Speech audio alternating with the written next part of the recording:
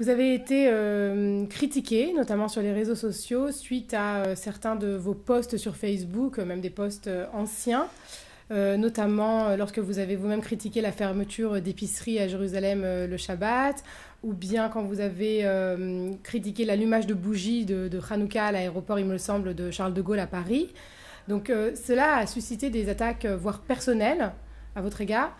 Alors, est-ce que vous voulez profiter aujourd'hui de nos caméras pour répondre à vos détracteurs et peut-être clarifier votre position sur la laïcité et puis le Écoutez, judaïsme?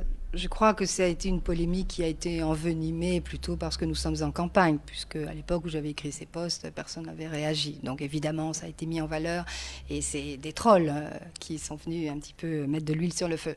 Non, écoutez, d'abord, je souhaiterais que les questions religieuses n'entrent pas dans ce débat, puisque c'est pas du tout le débat d'une élection française qui est un État laïque et on élit un député, on n'élit pas un représentant du rabbinat, on n'élit pas le représentant d'Israël. Ça, c'est une chose. Mais en fait, j'ai simplement... Ça a été mal interprété. Et je conçois que peut-être des gens qui l'ont mal ressenti aient pu être blessés. Je n'ai rien contre la religion.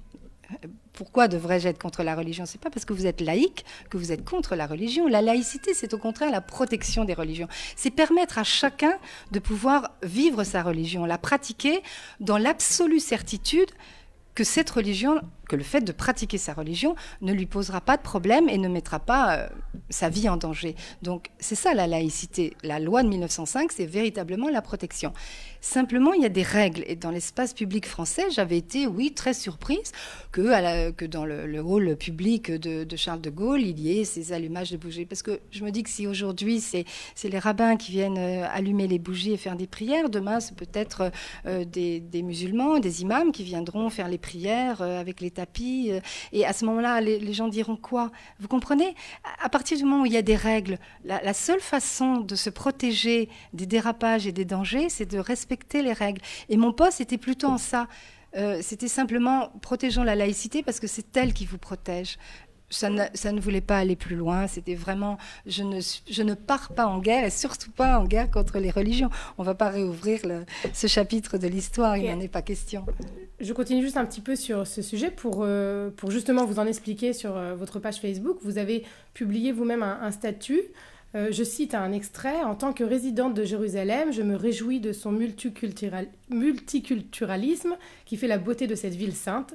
Capitale de l'État d'Israël, Jérusalem est la ville où se côtoient tous les secteurs que compte la population israélienne. Jérusalem doit rester la capitale ouverte et accueillante à l'égard de tous ses habitants. » Pourtant, le Quai d'Orsay, la France, officiellement, ne reconnaît pas Jérusalem comme la capitale d'Israël. Donc, est-ce que vous n'êtes pas là en porte-à-faux avec le président Emmanuel Macron qui vous a investi?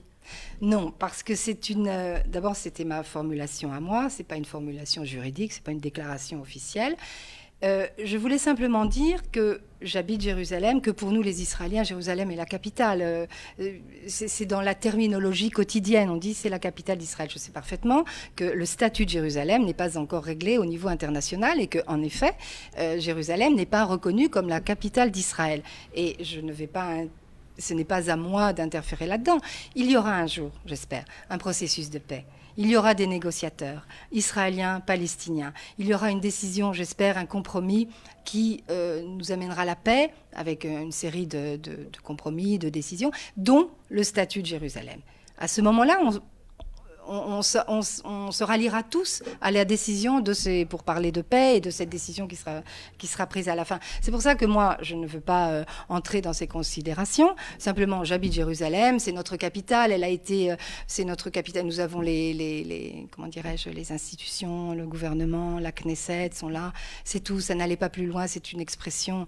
Je ne veux pas, d'un côté, je ne suis pas schizophrène. Je vis à Jérusalem.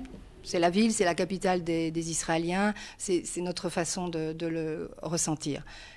Mais je sais parfaitement qu'il n'y a pas encore de statut, enfin du moins que le statut de Jérusalem n'est pas réglé. Ce sera fait un jour, j'espère le plus rapidement possible. À ce moment-là, j'espère que nous n'aurons plus de problème. Et j'espère que quand même, quand je recevrai un courrier officiel de la France à mon adresse à Jérusalem, ce sera marqué Jérusalem-Israël. Ce n'est pas toujours marqué Jérusalem, Jérusalem.